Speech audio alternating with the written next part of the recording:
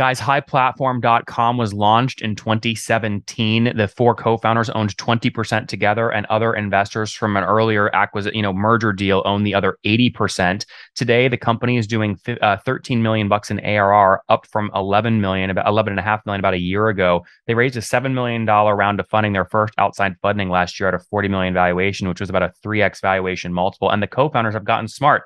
They bought back a bunch of equity over the years. They now own 40% together, which is great, as Marcelo and team focus on growing highplatform.com. Hey folks, my guest today is Marcelo Puglisi. He's been an entrepreneur since the early 2000s and participated in the launch of 8 different startups. Since 2017, he's been the CEO of High Platform, the largest customer experience SaaS platform in Brazil. He participated in fundraising operations, M&A, and mentoring processes, is a fan of conscious capitalism, behavioral economics, and corporate culture. And he's a married father of 1 kid named Benjamin, graduated in BA with specializations in management and sales innovation. Marcelo, you ready to take us to the top? Let's go, Nathan. All right. So just to be clear, put this on a timeline for us. What year did High Platform launch, and when did you join as CEO? We've launched January 2017, and me and 3 other co-founders. And since day one, I was the CEO of the company. Okay. And why do I have your start date as 2000? Oh, I started other businesses in 2000 with other guys. So my journey started as an entrepreneur, started here in Brazil in mid June 2000. With a company called Direct Talk, and we've stayed for a while in the market. And actually, High Platform, Direct Talk originated High Platform. We got some of the. So it's the same cap table then, right? It's a different cap table, but with. Well, so when did you cut that then? When did Direct Platform stop and High start? January 2017. Okay, got it. Yeah, but with a different cap table and some different products, but me as one of the founders. How did you do that, right? So there's a lot of folks listening right now that might have raised a $200,000, $300,000, $500,000 seed round 2-3 years ago, and they're going, man, I love my investors. I want to make them whole, but this business is not working. I want to shut it down and launch their own version of High Platform. How do you shut down that thing without pissing off the old investors at DirecTV? We actually didn't shut down. We merged with another startup. It was a Brazilian startup for social media customer care, and we started talking with their investors, and they were very into. They wanted to invest in some chatbot products here in Brazil. And Direct Talk used to have this product, and these guys they just asked me, could you speak with the other founders and see if you can work together? Can you imagine an angle where you put all these products together? And the conversations went pretty well. The products were very complementary. So okay, so I understood. You merged that business, you're done, and you move into High Platform 2017. Now, you with your 3 other co-founders, did you guys play nice on day one? Did you just split equity evenly, or was it sort of lopsided? We had very little of the shares, so we got together, the 4 of us, with very close participations, but we've worked the past 3 years to have more shares and to even balance more our positions. Oh, what's going on there, YouTube? Good to see you guys. Now imagine this. You love watching these interviews with SaaS founders, but imagine if we took all of the valuation data out from over 2,807 interviews I've done manually. Saves you a lot of time. Well, we've done this. We've built it into the beautiful interface inside of FounderPath. Check this out. I'll show you how you can access this in a second, but you log in, you connect your Stripe account, you see your valuation real time, you can see what it changed over the past 88 days, and even set goals for valuation this year. Now, the secret to valuation is there's many different ways to value a SaaS business. So the reason you're going to see 3 or 4 different valuations inside of your Founder Path dashboard, this is all free by the way, is because depending on who's doing the buying of your SaaS company, you're going to get a different valuation. A VC is going to pay a different valuation. Private equity firm is different. If you're going to do a minority sale, that's different. And if you sell the whole business, that's a different valuation. You can see all those when I hover over here. Right, so the teal is what a VC would pay, yellow is what private equity, and red is if you sold the whole thing outright. Now, what's cool about this is not built off random data. Again, you guys hear these interviews on YouTube. All these data are built from real-time valuation data points founders share with us on the show. So traction, 1.2 million, seed round, 3.7 raise, they sold 22% of their business. Go in here and filter by the event. Maybe you only want to see companies that have sold the whole business. Well, here are a bunch that have been acquired, the valuation and the multiple. Maybe you're going out right now and you're raising your seed round. Well, go in here and look at all this recent seed deals that went down, what they raised, what valuation they raised at, and what percent that they sold. There's never been a larger data set of SaaS valuations than what you can get now inside of Founder Path, and we're thrilled to bring it to you. All right, we're going to go back to the YouTube video here in a second, but if you want to check this tool out, if you want to jump in and sign up, you can check it out for free to get your valuation at this link, founderpath.com/products/valuations. Or if you go to founderpath.com and hover over products, click on get your valuation here and go ahead and sign up to give it a whirl. Again, all that valuation data live right inside the platform. I hope to see you there. All right, let's jump back into the interview. But when you started, Marcelo, like if somebody owned more, why did you guys agree that whoever that was going to earn or have more at the beginning? Yeah, but that was not that much different. The difference was not, the gap was not that large, and we actually did get along pretty well, and it was easy to choose our roles as executives, despite of the shares we used to have. Okay, so you each owned about 25% then at the start, somewhere right around there. No, we had way little than that, because the investors from both companies that merged, they came together. So we have a very, how can I say that in English? But we have a very fragmented cap table. So how much? Let me just ask it this way: how much of the company did you guys as the 4 founders not own? We actually had 20% of the company. Okay, so other people, investors from the merged company, all that, they own the other 80%, and you guys split the 20% 4 ways, 5% each. Yeah. I see. And Marcelo, why do that? You're like a talented executive. You're well known in Brazil. Why get involved with something where you only own 5%? Why not go start your own thing and own 100%? My wife asked me that. I'm not your wife, but I still think it's a good question. Yeah, it's a very good one. Nathan, to be really honest, I was so much into the business. I was so excited about the vision and the goal, and of course the challenge. That really I was into me, and I've chosen the path, the difficult one, because we've doubled our participation in the last 2 years. So we bought shares from other minority. So the four of you guys are now up to like 40%. Yeah, that's it. But it was a tough challenge. Where'd you get the money to buy out earlier investors? Bonuses. But where did you get the money from? Was it profits? Did you raise bonuses? Yeah, bonuses from the company. So you have earned bonuses from the company since 2017, and you used your personal money to buy out earlier investors based off your bonuses. Yeah, that's it. I see. If you're earning all those bonuses, though, how do you convince the early investors to sell at a price that you can actually purchase shares using your bonus dollars? Why would they sell? We had some guys on the cap table that were on the company for a while. They were tired. They had a minority position, so they didn't vote and they didn't participate on the company. So they were not happy with this position.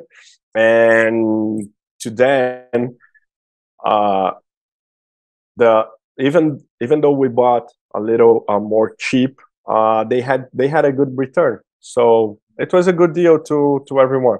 Yeah. Because I'm asking all these questions because High has significant revenues. Marcel, when we last spoke back in June, I think it was of 2018 or 2019, you said something like you had 1,100 customers paying on average $1,000 USD a month. So you guys were doing $700,000, $800,000 a month in revenue back then, right?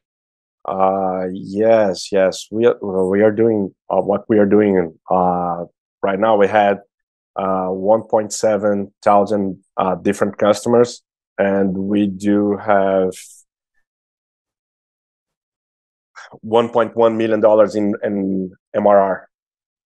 Yep. So 1,700 customers, you're doing 1.1 million in MRR, which is equivalent to about $13 million of ARR, right? Yes, that's it. Correct. And so why? Look, that's good growth, but it's not fast growth, right? If you went from 9 million in 2018 to 13 million today, you're only adding about 1 million net new ARR per year. Why haven't you grown faster? Another good question, Nathan. We've chosen a path to the company to have different products. We didn't focus in one product, so we've built a whole platform that can help companies selling and help companies doing customer care. So there are 10 different kind of features, and we did some we had the merger, but we did some M&A during the past 3 years. So we had to put this all together as one product and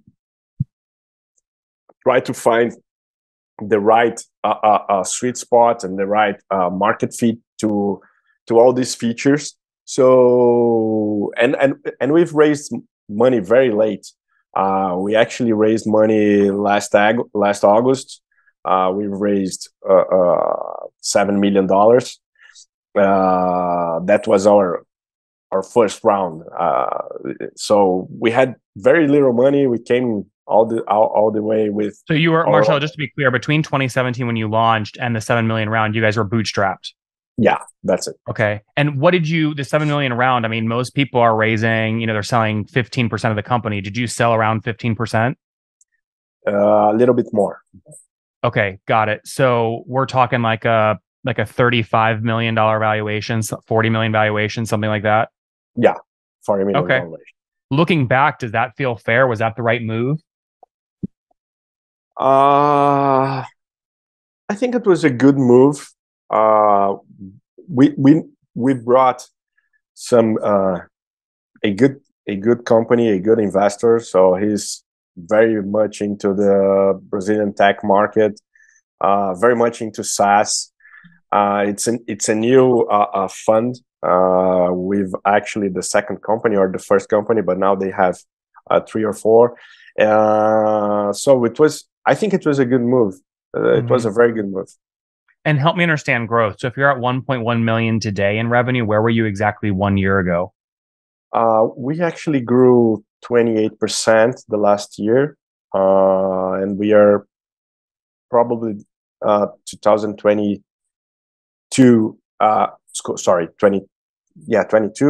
We are growing 20%, 22%. So we are not growing really fast, but we are keeping some pace. But probably 2024, we'll have some very strong growth around. Marcelo, what do you guys think you will hit this year in revenue? 15 million. How do you? So you're at 13 million run rate last year when you raised the 7 million seed, right? Mm-hmm. Most VCs, when you raise that money, they're going to want you growing 50, 60, 100% year over year. The projection you just gave me is like 15%, 15 year over year growth. How did you get your board comfortable, your VCs, with such a slow growth rate?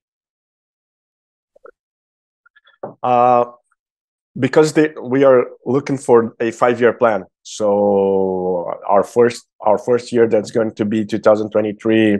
It's not going to be that fast, but we will unlock our growth path and revenue streams throughout the year. So probably the years to come will be really faster. Okay, that makes sense. What about team today? How many folks are full time? Oh, 100% full time. We have 250 people. How many of Spread those 250 are engineers? 65. Okay. And how many sales reps carry a quota? How many sales reps carry their quota? 90%. Oh, no. How many? Like, what's the number? How many Oh, FTEs how have many? quota? We do have 25. 20. And that's pretty good. 90% of them hit their quota each quarter, huh? Yeah. What's the quota? $1 million a year in ARR, or what's the quota? Each of them has $3,000 per month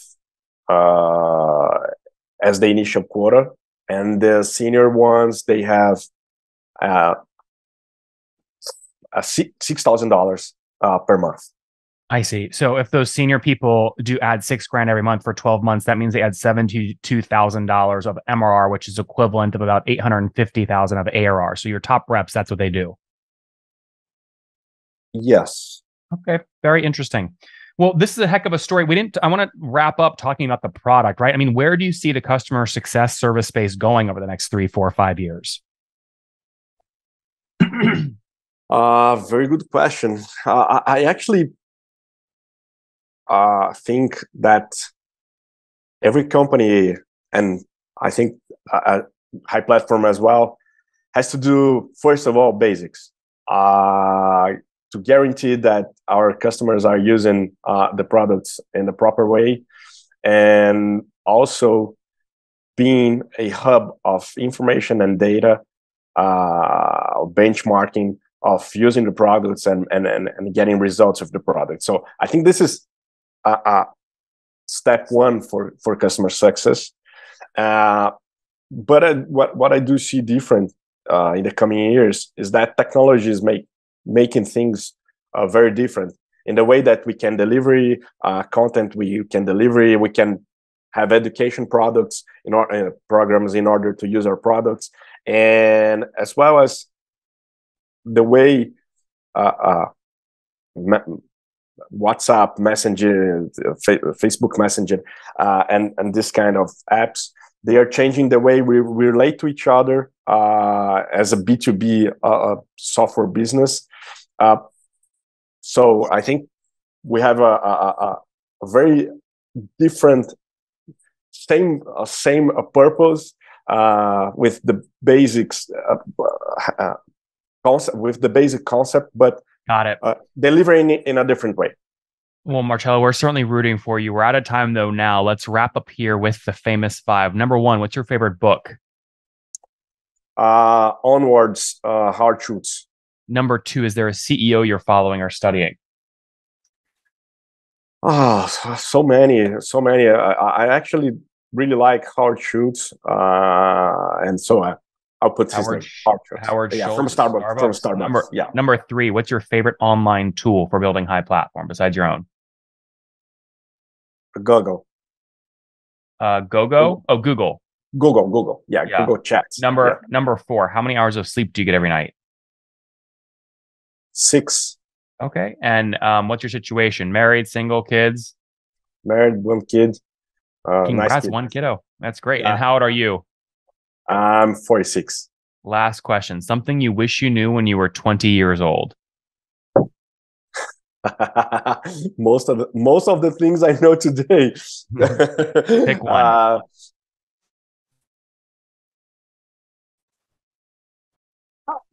To stay calm in difficult times. Guys, highplatform.com was launched in 2017. The four co-founders owned 20% together, and other investors from an earlier merger deal own the other 80%. Today, the company is doing 13 million bucks in ARR, up from 11 million, about 11.5 million about a year ago. They raised a $7 million round of funding, their first outside funding last year at a 40 million valuation, which was about a 3x valuation multiple. And the co-founders have gotten smart. They bought back a bunch of equity over the years. They now own 40% together, which is great, as Marcelo and team focus on growing highplatform.com, customer success and software tool. Marcelo, thanks for taking us to the top. Thank you, Nathan. Good to see you. Bye. One more thing before you go. We have a brand new show every Thursday at 1 p.m. Central. It's called Shark Tank for SaaS. We call it Deal or Bust. One founder comes on, 3 hungry buyers, they try and do a deal live, and the founder shares back-end dashboards, their expenses, their revenue, ARPU, CAC, LTV, you name it, they share it. And the buyers try and make a deal live. It is fun to watch every Thursday, 1 p.m. Central. Additionally, remember, these recorded founder interviews go live. We release them here on YouTube every day at 2 p.m. Central. To make sure you don't miss any of that, make sure you click the subscribe button below here on YouTube, the big red button, and then click the little bell notification to make sure you get notifications when we do go live. I wouldn't want you to miss breaking news in the SaaS world, whether it's an acquisition, a big fundraise, a big sale, a big profitability statement, or something else. I don't want you to miss it. Additionally, if you want to take this conversation deeper and further, we have by far the largest private Slack community for B2B SaaS founders. You want to get in there. We've probably talked about your tool if you're running a company, or your firm if you're investing. You can go in there and quickly search and see what people are saying. Sign up for that at nathanlatka.com/Slack. In the meantime, I'm hanging out with you here on YouTube. I'll be in the comments for the next 30 minutes. Feel free to let me know what you thought about this episode. And if you enjoyed it, click the thumbs up. We get a lot of haters that are mad at how aggressive I am on these shows, but I do it so that we can all learn. We have to counter those people. We got to push them away. Click the thumbs up below to counter them, and know that I appreciate your guys' support. All right, I'll be in the comments. See ya.